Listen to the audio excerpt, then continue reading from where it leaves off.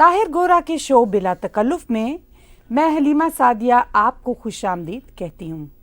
आप tag TV के YouTube channel को सब्सक्राइब कीजिए और डोनेट के बटन को क्लिक करके हमें कंट्रीब्यूट कर सकते हैं। आज के शो में बातचीत का आगाज हम करेंगे अमेरिकी सदर जो बाइडेन के सदारती इलेक्शन से निकलने की खबर से। इसके अलावा इस वाक़े का भी जायजा लेंगे कि फ्रैंकफर्ट जर्मनी में कुछ अफगानियों ने पाकिस्तान कॉन्सुलेट का झंडा क्यों उतारा।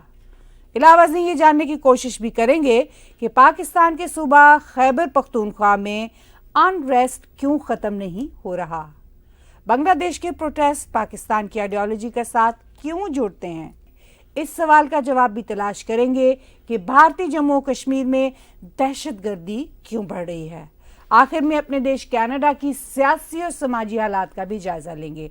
तो चलिए बातचीत का आगाज करते हैं अमेरिकी सदर जो बाइडेन के सदारती इलेक्शन से निकलने की खबर के हवाले से।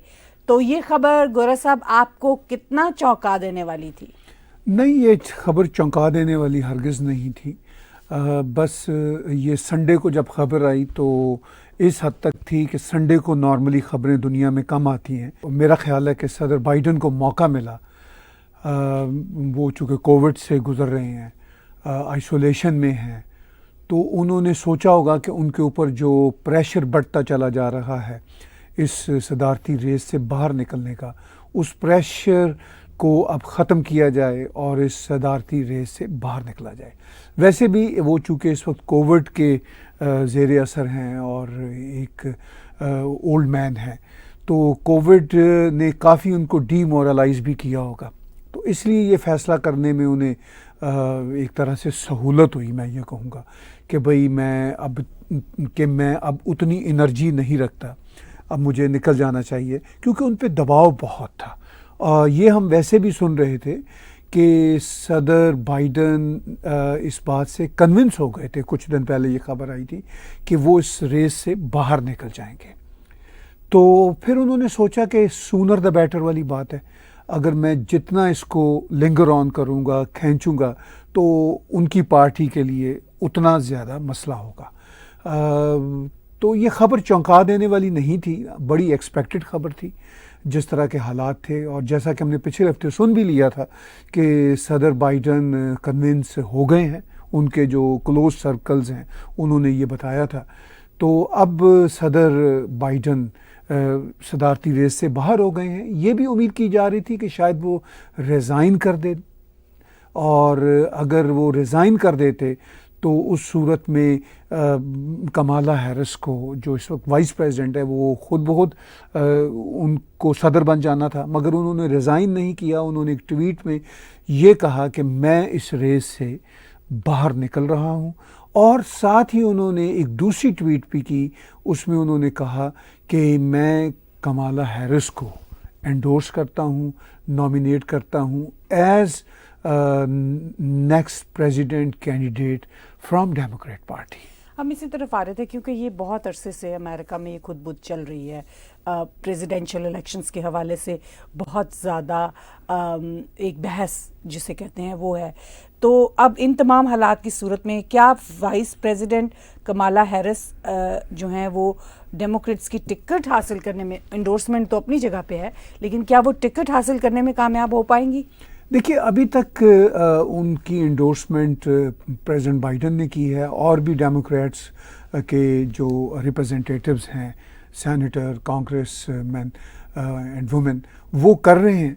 मगर जो बहुत की लोग हैं जिनका इस वक्त डेमोक्रेट पार्टी पे बहुत होल्ड है, जैसे नैंसी पेलोसी हैं, या बराक ओबामा हैं, या मिस्टर शूमर हैं, इस तरह के जो बड़े बड़े नाम हैं, एज ऑफ नाउ जब हम ये शो रिकॉर्ड कर रहे हैं, उन्होंने उनको एंडोर्स नहीं किया।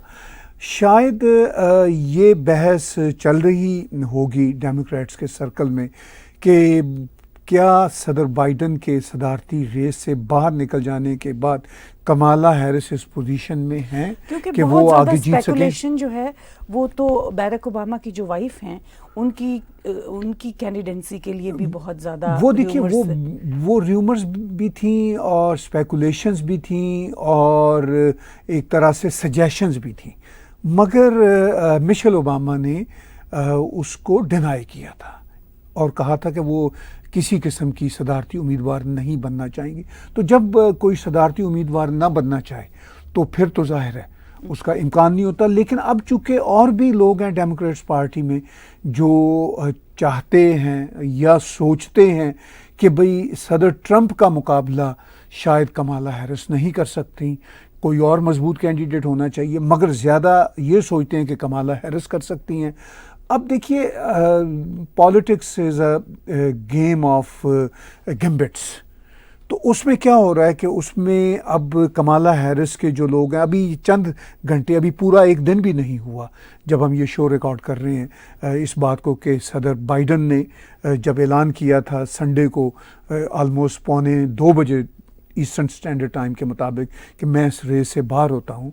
तो अब देखने वाली बात यह है कि क्या सदर बाइडन के रेस से बाहर हो जाने के बाद कमाला हैरिस को सपोर्ट मिलेगी। कमाला हैरिस के जो सर्कल्स हैं वो तो 24 घंटों के अंदर अंदर ये बात फैला रहे हैं सोशल मीडिया पे कि जी कमाला हैरिस ने $50 million within few hours fund raise कर लिया है और वो बड़ी मजबूत कैंडिडेट हैं।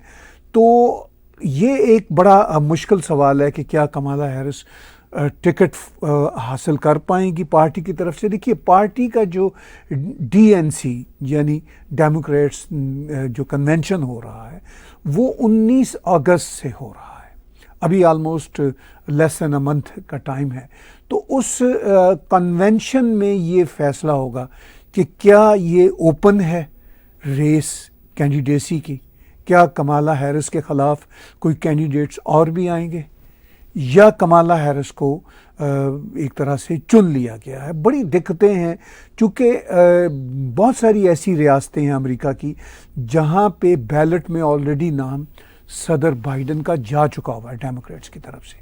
तो बड़ा मुश्किल होगा उन स्टेट्स में से, जैसे विस्कॉन्सन है और भी कुछ रियासतें बताई जाती हैं, उनमें से कैसे अब सदर बाइडन का नाम निकाला जाएगा। कहने का मतलब ये है कि टाइम बहुत कम है, ऑलमोस्ट 50+ डेज हैं जब अर्ली पोलिंग शुरू हो जानी है और इलेक्शन रियल इलेक्शन जो नवंबर के हैं उनके लिए 100+ डेज अभी रहते हैं।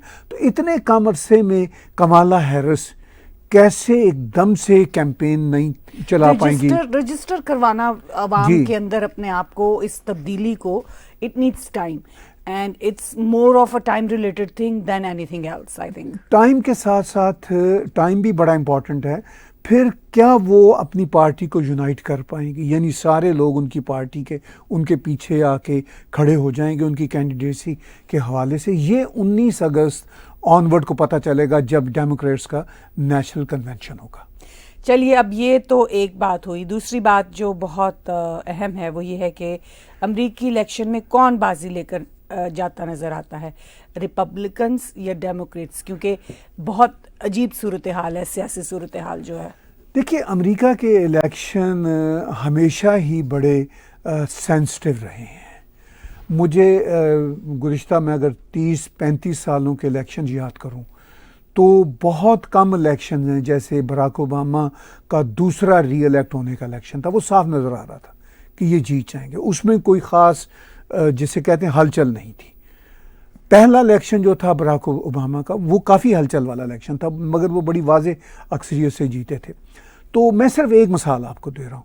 मैं अगर याद करूँ तो सीनियर बुश के इलेक्शन का ज़माना, फिर जूनियर बुश के इलेक्शन का ज़माना, सदर बराक ओबामा का पहला इलेक्शन, फिर सदर ट्रंप का जो पहला इलेक्शन था जिसमें वो जीते थे, फिर बाइडन का इलेक्शन जिसमें वो 4 साल पहले जीते थे। तो ये सारे बड़े सनसनीखेज इलेक्शन रहे हैं और हर इलेक्शन से पहले ये सवाल होता था भाई कौन जीतेगा, यानी इतनी ये क्लोज टाइज होती थी कि मतलब 1-2% से लीड होती थी और उस 1-2% की लीड को अब वो मात देने की कोशिश करती थी दूसरी पार्टी जिसकी 1-2% लीड कम होती थी। तो इलेक्शंस पिछले बहुत सारे इलेक्शंस की तरह इस बार के इलेक्शन जो 2024 नवंबर के इलेक्शन होंगे उसके हवाले से भी पूरे यकीन के साथ कहना बहुत मुश्किल है कि रिपब्लिकन्स जीत पाएंगे या डेमोक्रेट्स जीत पाएंगे। देखिए रिपब्लिकन्स को सपोर्ट अभी नज़र आ रही है 2 से 3% लीड ज़्यादा नज़र आ रही है जनता की। मगर जो बड़ी बड़ी कॉरपोरेशंस हैं अमेरिका की, उनमें से कुछ तो सदर ट्रंप के साथ हैं, मगर ज़्यादातर डेमोक्रेट्स के साथ है। और जो इंटरनेशनल इकोसिस्टम है, ख़ास तौर पर यूक्रेन की वजह से जो बना हुआ है, यूरोपियन यूनियन के अंदर जो इकोसिस्टम है, वो सदर ट्रंप के ख़िलाफ़ है। तो चूँकि सदर ट्रंप और उनके जो नॉमिनी वाइस प्रेसिडेंट हैं मिस्टर वैंस, जेडी वैंस, वो वाज़े तौर पर यूक्रेन की मदद के ख़िलाफ़ हैं। वो कहते हैं हमें ये मसला हल करना है थ्रू बातचीत, थ्रू डिप्लोमेसी। अब दुनिया जो है, यानी दुनिया से मेरी मुराद ये है जो यूरोपियन यूनियन है, जो नेटो के कंट्रीज़ हैं, वो ज़्यादातर इस बात के ख़िलाफ़ हैं। तो यूरोपियन यूनियन के ये सारे बड़े के बड़े ग्लोबलिस्ट जो इदारे हैं, ये ख़िलाफ़ हैं सदर ट्रंप की यूक्रेन के हवाले से पॉलिसी। अब वो चाहेंगे, और उनके जो थिंक टैंक्स हैं, उनके जो इकोसिस्टम के लोग हैं, वो चाहेंगे कि सदर ट्रंप हारे। और जो भी डेमोक्रेट का सदर बनना चाहे, कमाला हैरिस हो या कोई और, अगर कोई और सामने आता है और जीतने में कामयाब होता है, तो उन सब की ख्वाहिश होगी कि डेमोक्रेट्स जीतें। तो जो इंटरनेशनल से मेरी मुराद है जो वेस्टर्नर इकोसिस्टम है, वो तो सदर ट्रंप के खिलाफ है। मगर जनता जो है अमेरिका की, वो ज़्यादातर सदर ट्रंप के हक में है, मगर वो भी कोई 2, 3 या 4% का फ़र्क होगा। इस वक्त अमेरिकी सेनेट की कुल 100 सीट्स हैं, उनमें से रिपब्लिकन के पास 49 है, डेमोक्रेट्स के पास 47 है, और 4 इंडिपेंडेंट हैं। जो 4 इंडिपेंडेंट हैं वो डेमोक्रेट्स का साथ देते हैं। तो इसका मतलब ये कि 51 हैं डेमोक्रेट्स के पास। इसी तरह जो हाउस है, हाउस में कांग्रेस की हैं, कांग्रेस की वहाँ पे गालबन 220 प्लस हैं रिपब्लिकन के पास, और 213 के करीब हैं डेमोक्रेट्स के पास।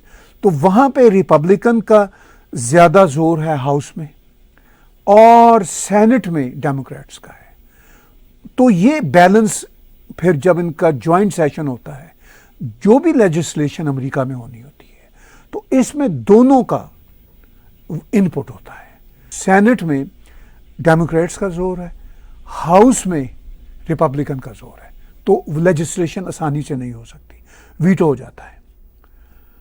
तो अब ये सिर्फ है कि क्या सिर्फ और सिर्फ वहाँ पे सदर बनने का मामला नहीं है, वो तो अपनी जगह पे इम्पॉर्टेंट है कि जी कमाला हैरिस या जो भी एक कैंडिडेट होगा डेमोक्रेट का, वो सदर बनता है या बनती है।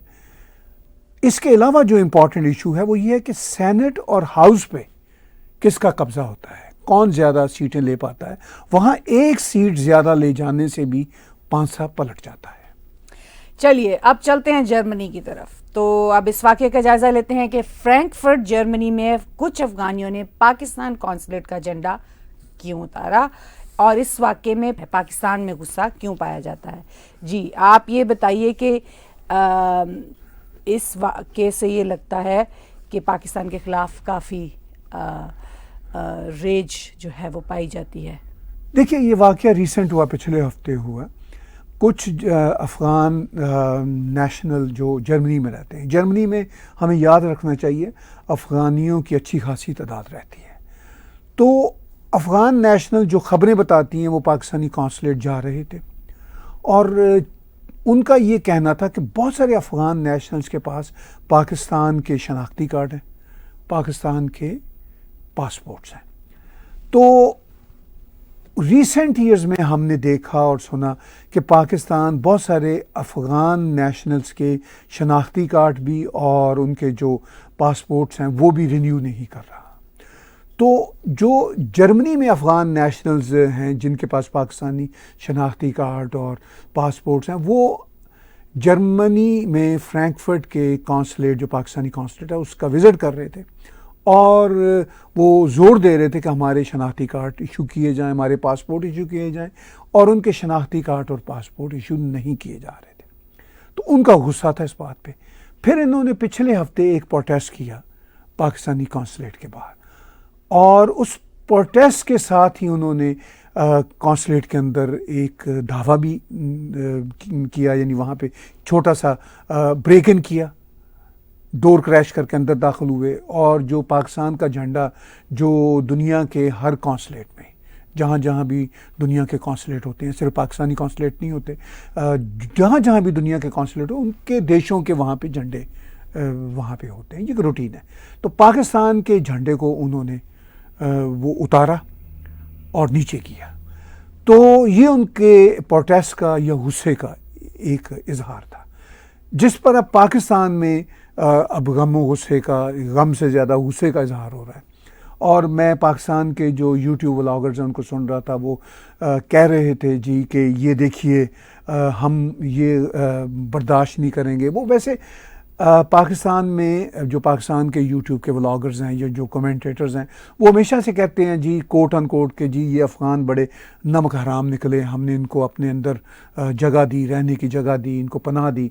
और अफ़गानियों का ये कहना होता है कि हम कोई अपनी मर्ज़ी से या अपनी खुशी से आपके यहाँ नहीं आए थे, आपके देश पाकिस्तान ने हमारे मुल्क अफ़गानिस्तान में हमारे लिए हालात इतने ख़राब कर दिए अपने पैसे के चक्कर में, अपनी जो अमेरिकन वॉर के चक्कर में, कि हमारा वहाँ पे रहना मुश्किल हो गया, फिर आपने ही तालिबान इंस्टॉल किए। अफ़गानियों का ये गिला होता था। तो वो ये कहते हैं कि हम आपके कोई जो हैं मेहमान को खुशी से नहीं हुए थे, हम जबरन आपके मेहमान बने थे। तो अब आपने हमें मजबूर किया, हमारे लिए ऐसे हालात पैदा किए कि हम आपके मुल्क का पासपोर्ट, आपके मुल्क का शनाख्ती कार्ड लेने पे मजबूर हुए। ये मसला तो बहुत गहरा है ना, कि जिनके बच्चे पैदा हो गए, जिनकी 2-3 जनरेशंस वहाँ ग्रो कर गई, ये बहुत गुंजलक सा मसला है जो बहुत सारी चीज़ों के साथ जुड़ा हुआ है। पाकिस्तान के सूबा खैबर पख्तूनख्वा में अनरेस्ट क्यों ख़त्म नहीं हो रहा, और बन्नू में एहतजाज हो रहे हैं। पाकिस्तान अफगानिस्तान के चमन बॉर्डर पर भी एहतजाज हो रहा था। जी, इस पे थोड़ी सी रोशनी डालिए, ये उससे जुड़ा हुआ कुछ लग रहा है और कुछ इंडिपेंडेंट मसाइल के साथ भी।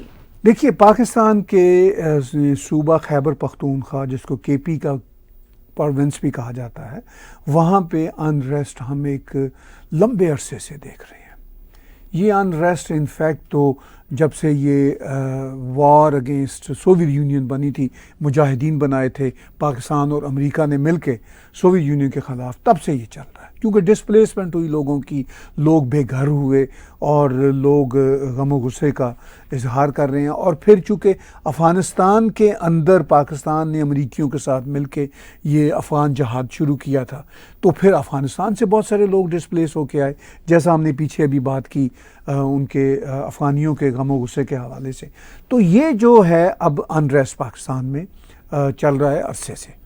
फिर पाकिस्तान में हमने कोई 6-7 साल पहले एक नई ऑर्गेनाइजेशन देखी, बनते हुए देखी, मंजूर पश्तीन की क़यादत में, जिसको पश्तून तहफ़्फ़ुज़ मूवमेंट कहा जाता है, PTN। तो PTN पहले बहुत एग्रेसिव थी, फिर PTN को गवर्नमेंट ने दबाया। PTN के और भी लीडर थे, मोहसिन दावड़, अली वज़ीर, आप और मैं उनसे चंद बार इंग्लैंड में भी मिले डिफरेंट कॉन्फ्रेंसेस में। वो पाकिस्तान के मेंबर पार्लियामेंटेरियंस भी बन गए और अच्छे क्लियर सोच के लोग हैं ये सारे के सारे। अब ज़ाहिर है ये पाकिस्तान में सब लोग अपने पश्तून इलाकों के राइट्स के लिए काम करते हैं, मगर चूँकि ये पाकिस्तान की हदूद के अंदर है तो फिर पाकिस्तान आर्मी इनका क्रैक डाउन भी करती है। अली वज़ीर तो एक लंबे अरसे तक MP होने के बावजूद जेल में भी रहे। मोहसिन दावड़ भी खरी बातें करते हैं। मंजूर पश्तीन कभी वो बेचारे हो जाते थे, अंडरग्राउंड हो जाते थे, फिर वो सामने आते थे, उनको गिरफ्तार कर लिया जाता था और आर्मी ने उनको सख्त मैसेजेस भी दिए। फिर इनके एक और पश्तून एक्टिविस्ट पिछले दिनों वो मारे भी गए, जिसमें यहाँ पे जो कनाडा पश्तून कौंसिल वालों का भी कहना है और पूरी पश्तून बरादरी का कहना है कि भाई उस शख्स की हलाकत में पाकिस्तान की सिक्योरिटी एजेंसीज़ का हाथ है, उन्होंने उस पर तशद्दुद किया था, वो मारे गए। तो अब ये सारी सिचुएशन बड़ी कॉम्प्लेक्स है। और बन्नू में फिर जो अलग से सूरत हाल बनी जिसका आपने जिक्र किया, वहाँ पे भी सिक्योरिटी फोर्सेस की फायरिंग हुई, एक शख्स वहाँ पे मारा गया और दो क्या बल्कि दर्जनों ज़ख्मी हुए और एक शख्स के मारे जाने की इतलात आई। तो वहाँ पे भी अनरेस्ट है।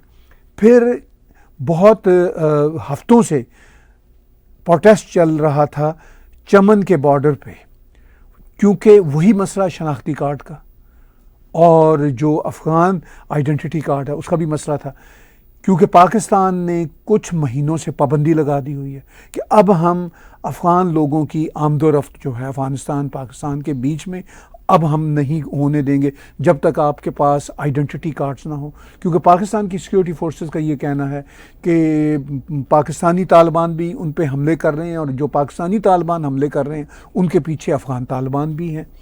तो ये सिचुएशन अब खैबर पख्तूनख्वा के ना सिर्फ अंदर, खैबर पख्तूनख्वा के आर पार यानी अफ़गानिस्तान के एरिया में भी और पाकिस्तान के एरिया में, दोनों तरफ ये इतना ज़्यादा अनरेस्ट है, क्योंकि फैमिलीज जो हैं बटी हुई हैं, कुछ उधर रहते हैं लोग, कुछ इधर रहते हैं। बॉर्डर के जो मसाइल होते हैं, बॉर्डर के मसाइल के अलावा वैसे भी ये बॉर्डर हमेशा ऐसा रहा है कि इसकी जो लाइन है इसको कभी भी पश्तूनों ने तस्लीम ही नहीं किया।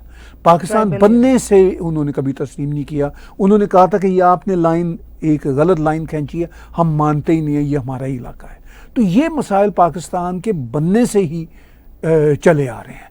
और अब जब ये पाकिस्तान के बनने से ये जो बॉर्डर लाइन के चलने के मसाइल थे वो फिर ज़्यादा कॉम्प्लिकेटेड हुए जब ये अफ़गान जहाद का ड्रामा हुआ, या जब ये इन्होंने प्रोजेक्ट लिया, चूँकि पाकिस्तान को सूट करता था, पैसा मिलता था इसके हवाले से, सोवियत यूनियन को हराना था। फिर ये वॉर ऑन टेरर शुरू हो गई। फिर उसके बाद पाकिस्तान का ये कहना जी हम खुद दहशतगर्दी के एक तरह से शिकार हैं।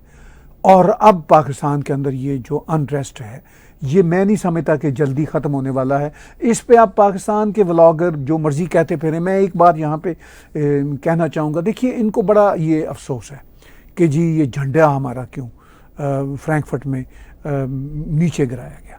अब पाकिस्तानियों को भी सोचना चाहिए कि पाकिस्तान में मैं हमेशा से अमरीकी झंडे लोग जला रहे होते हैं, इजराइल के झंडे जला रहे होते हैं, इंडिया के झंडे जला रहे होते हैं। इवन हमने कुछ सालों के दौरान अफगानिस्तान के झंडे जलते देखे।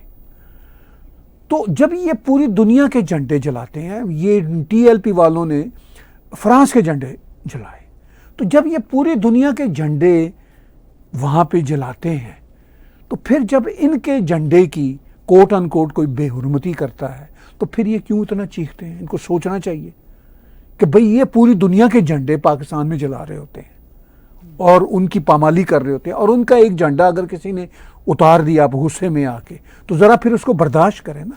पॉलिटिकल एथिक्स जो है वो यूनिवर्सल होने चाहिए दरअसल, कि आपने किस हद तक जाना है और तभी आप अपना राइट भी क्लेम कर सकते हैं, क्योंकि किसी का राइट आपकी ऑब्लिगेशन, आपका राइट किसी की ऑब्लिगेशन। इसके तहत इस वक्त दुनिया जो है वो एक्शन रिएक्शन के तहत चल रही है। चलिए जी, पाकिस्तान का अनरेस्ट जो है वो मौजूदा सियासी हालात के साथ, ये उसी से रिलेटेड सवाल कि ये मौजूदा सियासी हालात से जुड़ा हुआ है। पाकिस्तान आर्मी के तर्जुमान जनरल अहमद शरीफ ने कहा था कि पाकिस्तान में डिजिटल दहशतगर्दी बढ़ रही है। देखिए डिजिटल टेररिज्म ये अब पाकिस्तान की तरफ से टेररिज्म की एक नई सूरत डिफाइन की जा रही है। और पाकिस्तान के ISPR के जो स्पोक्स पर्सन हैं जनरल अहमद शरीफ ने ये बात अभी वेरी रिसेंटली कहा। उन्होंने कहा कि ये जो डिजिटल दहशतगर्दी है ये दूसरी जो दहशतगर्दी उससे कम नहीं है। अब तो दहशतगर्दी की इतनी डेफिनेशन सामने आ गई हैं कि जो असल दहशतगर्दी थी वो लगता है कहीं पसे पुश चली गई, गायब हो गई है। अब चूँकि इनकी मुराद डिजिटल दहशतगर्दी से ये है कि पाकिस्तान आर्मी को सबसे ज़्यादा ख़तरा सोशल मीडिया पे इनके ख़िलाफ़ प्रोपेगेंडे के हवाले से है। तो ये इनको ये सबसे बड़ा ख़तरा है कि भाई डिजिटल दहशतगर्दी हमें अब टारगेट कर रही है, और वो उनको टारगेट कर रही है। ये मैं इसको डिजिटल दहशतगर्दी नहीं कहूँगा, मैं इसको ये कहूँगा, बड़ी सिंपल सी बात ये है कि सोशल मीडिया इनके ख़िलाफ़ इस्तेमाल हो रहा है। और वो इस्तेमाल कौन कर रहे हैं? वो इमरान खान की पॉलिटिकल पार्टी पाकिस्तान तहरीक-ए-इंसाफ इस्तेमाल कर रहे हैं, और जो उनके अपने ही बनाए हुए थे। और जिस डिजिटल दहशतगर्दी या ऑनलाइन दहशतगर्दी की ये बात करते हैं, ये ख़ुद पाकिस्तान आर्मी ने डिज़ाइन की थी एक वक्त में तहरीक-ए-इंसाफ के हक़ में। अब पाकिस्तान में दहशतगर्द जो असल वाले दहशतगर्द हैं वो भी इन्होंने बनाए, अफ़गान जहाद से लेके वॉर ऑन टेरर तक, और आजकल भी बना रहे हैं, कश्मीर में टेररिज्म भी कर रहे हैं। तो ये जो टेररिज्म वाले असल वाले दहशतगर्द हैं वो भी इनके बनाए हुए हैं, और जिनको आज ये डिजिटल टेररिस्ट कह रहे हैं वो भी इनके बनाए हुए हैं। तो जो जो दहशतगर्द ये बनाते हैं वो उनके ही गले आन पड़ते हैं।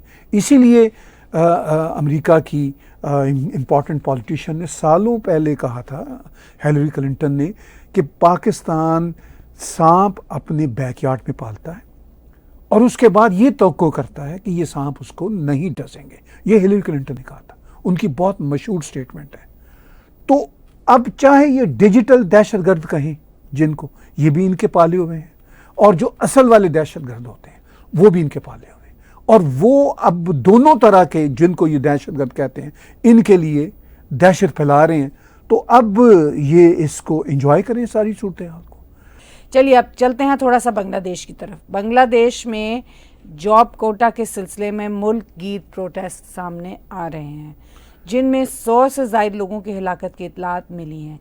ये प्रोटेस्ट पाकिस्तान की आइडियोलॉजी के साथ क्यों जुड़े हुए हैं? जी आप बताइए, इसके ऊपर आप क्या कहना चाहेंगे? देखिए, सबसे पहले मैं इस हिस्से का जवाब देता हूँ कि ये पाकिस्तान की आइडियोलॉजी के साथ कैसे जुड़े हुए हैं।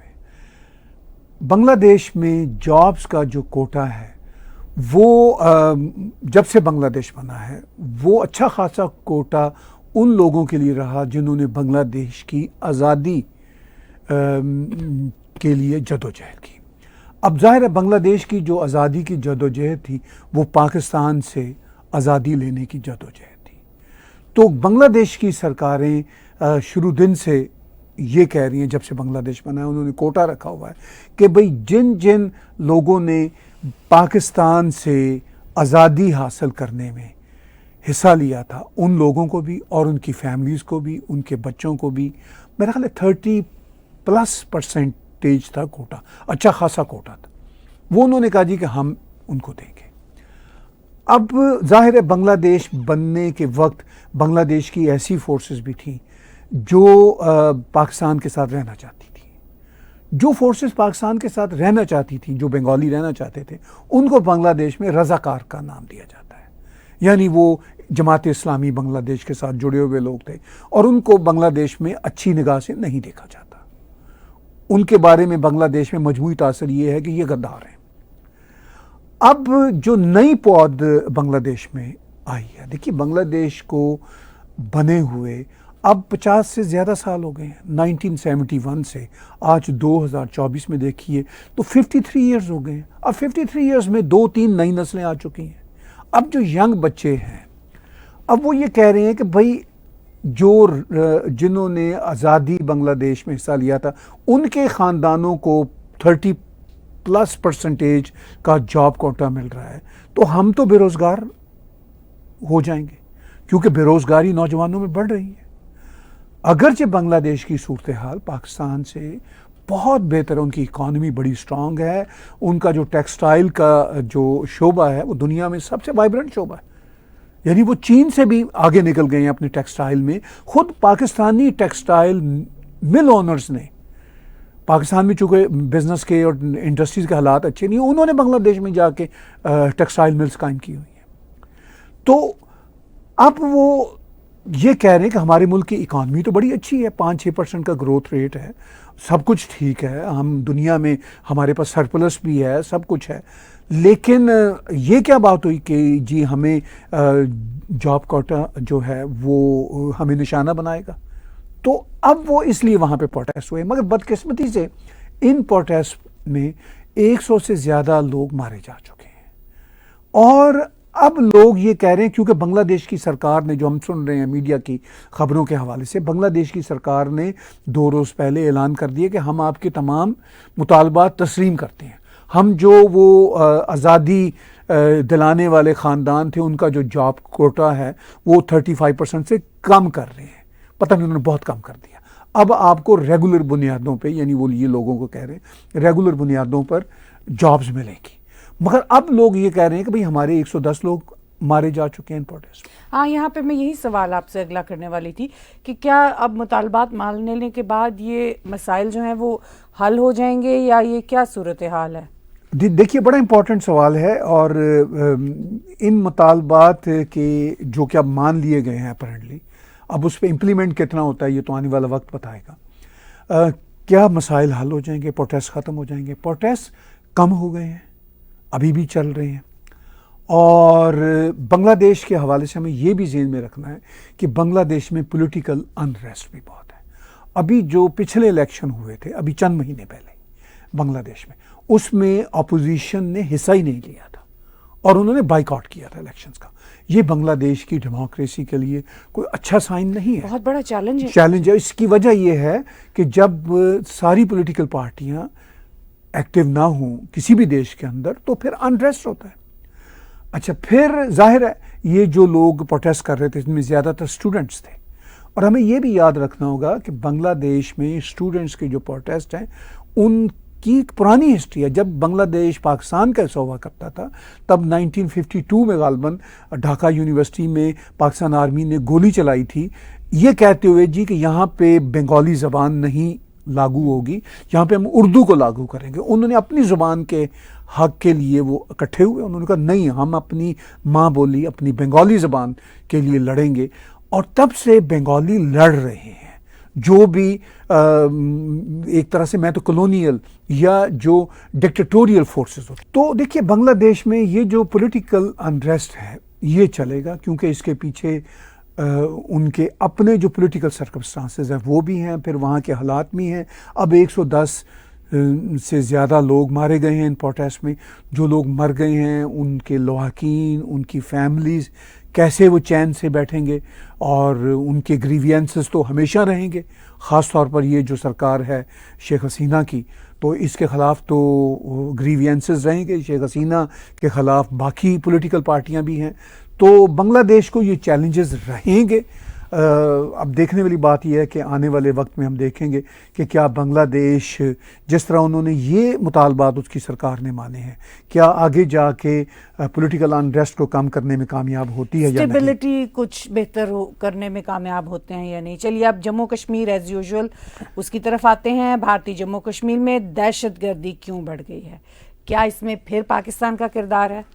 देखिए, पाकिस्तान का इसमें किरदार बिल्कुल हो सकता है और काफ़ी चांस है, काफ़ी इम्कान है। भारत की हुकूमत का भी यही कहना है, और मैं इसलिए कह रहा हूँ कि पाकिस्तान का जो इंटरफेरेंस जम्मू कश्मीर में करने का ट्रैक रिकॉर्ड है वो हमेशा से है कि वो वहाँ पे इन्फिल्ट्रेटर्स भेजते हैं। जो जम्मू कश्मीर के अंदर के टेररिस्ट स्लीपर सेल्स हैं या जो अब जागे हुए टेररिज्म के सेल्स हैं, उन सब की मदद करते हैं। इसमें कोई ढकी छुपी बात नहीं, पूरी दुनिया इस बात को समझती है कि पाकिस्तान का इसमें कोई ना कोई किरदार होता है। पाकिस्तान इसको अगर डिनाई भी करना चाहे तो वो ट्रैक रिकॉर्ड बताता है और फिर खुद साबित हो जाता है कि पाकिस्तान तो आज भी कह रहा है जी कि हम जाएंगे, जब भी हमें मौका मिलेगा हम कश्मीर को फतह करके रहेंगे।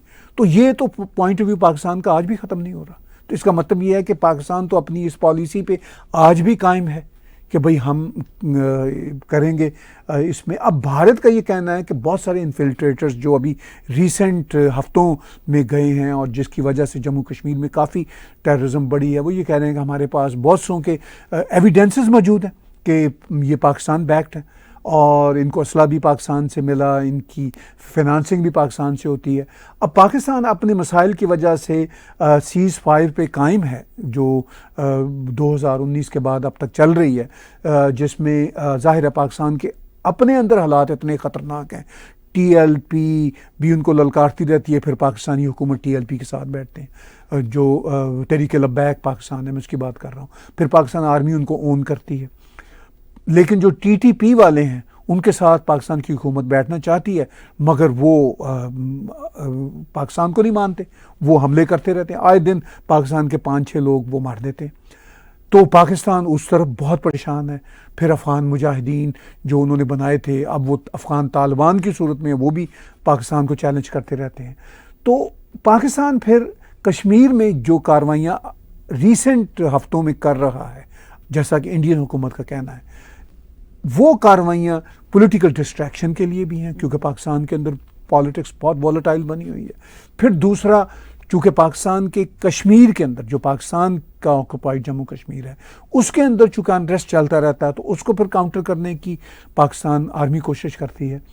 तो ये काफ़ी जिसे कहते हैं हॉट है बॉर्डर इस वक्त दोबारा से, अगरचे सीज फायर है, और इस बॉर्डर के हॉट होने की वजह से मेरा ख्याल है कि पाकिस्तान और भारत के बीच तल्लुकात के नॉर्मलाइज होने का इम्कान ख़त्म हो गया है।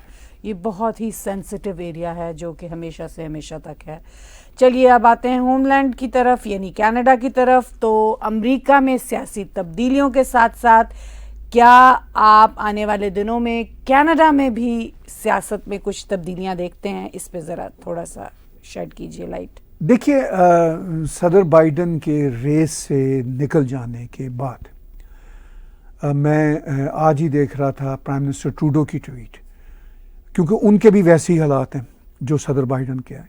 फ़र्क ये है कि सदर बाइडन जो हैं, बल्कि काफ़ी बड़ा फ़र्क है, सदर बाइडन वीक हो गए थे फिज़िकली भी पॉलिटिकली भी, और जस्टिन ट्रूडो इस वक्त पॉलिटिकली वीक हैं, फिज़िकली तो वीक नहीं है, यंग आदमी है।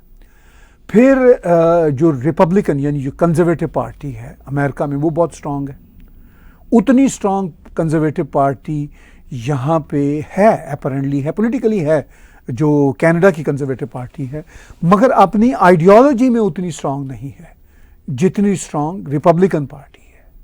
तो इसलिए ठीक है, सदर बाइडन के सदारती रेस के निकल जाने के बाद प्राइम मिनिस्टर ट्रूडो ने जो ट्वीट दिया उसमें कहा है कि मेरा बेहतरीन दोस्त सदर बाइडन निकल गया है, मेरा बहुत अच्छा ताल्लुक़ रहा, मैं शुक्रगुज़ार हूँ कि उनकी वजह से हमारे कनाडा और अमेरिका के बहुत अच्छे ताल्लुक़ात रहे। फ्रैंकली सदर ट्रंप जब सदर थे अमेरिका के, तब भी ट्रूडो प्राइम मिनिस्टर थे। ठीक है, वो सदर ट्रंप का स्टाइल ऐसा था कि वो ज़रा नोक जोक चलती रहती थी, पूरी दुनिया के लीडर्स के साथ उनकी चलती रहती, तो ट्रूडो के साथ भी उनकी भी कुछ नोक जोक चली, मगर तल्लुकात तो अमेरिका और कनाडा के अच्छे ही रहे। असल बात तो ये है कि दोनों हुकूमतों के, ब्यूरोक्रेसी के, यहाँ की दोनों मुल्कों की इकानमी के वो हालात ही मैटर करते हैं, वो अच्छे ही रहे। लेकिन बहरहाल सदर बाइडन के साथ ट्रूडो के तल्लुकात स्पेशल थे, इसलिए कि सदर बाइडन और ट्रूडो की आइडियोलॉजी भी काफ़ी मिलती जुलती थी। अब वो अभी भी सदर हैं, उन्होंने कहा कि माइंदा 6 महीने तक सदर रहूँगा जब तक मेरा ओहदा है, तो तल्लुकात तो अच्छे रहेंगे। लेकिन अब कनाडा में कोई तब्दीली आएगी या नहीं आएगी? अमेरिका में भी मैं देखता हूँ कि सिर्फ चेहरे की तब्दीली है, वरना जो पॉलिटिकल मैच है वो तो दोनों पार्टियों का है, कोई और पार्टी तो वहाँ है नहीं। अब कनाडा में जो एक से ज़्यादा पॉलिटिकल पार्टीज़ हैं, लेकिन 2 बड़ी पॉलिटिकल पार्टीज़ हैं, लिबरल्स और कंजर्वेटिव। तो मेरा नहीं ख्याल कि यहाँ पे कोई तब्दीली आएगी कनाडा में, क्योंकि उसकी वजह ये है कि प्राइम मिनिस्टर ट्रूडो फिज़िकली बड़े फिट हैं और बड़े होशियार सियासतदान हैं, और वो चाहेंगे कि वो आखिरी वक्त तक अपने कार्ड्स प्ले करें, और वो करेंगे। और मैं हमेशा कहता हूँ जब भी हम कनाडा के हवाले से बात करते हैं कि it is too soon to predict anything कि जी कंजर्वेटिव जीत जाएंगे अगला इलेक्शन, 1 साल से ज़्यादा का वक्त है। ट्रूडो बहुत ही कनिंग और श्रूड पॉलिटिशियन है, वो जब इलेक्शन का वक्त करीब आएगा उस वक्त कुछ से कुछ कर सकते हैं।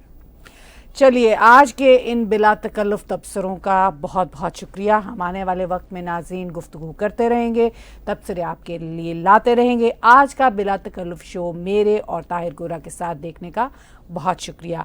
आप हमारे टैग टीवी के यूट्यूब चैनल को सब्सक्राइब कीजिए। हमारे इसी चैनल पर मौजूद डोनेट के बटन को दबाकर आप पेट्रियन, पेपॉल या क्रेडिट कार्ड के जरिए डोनेट कर सकते हैं।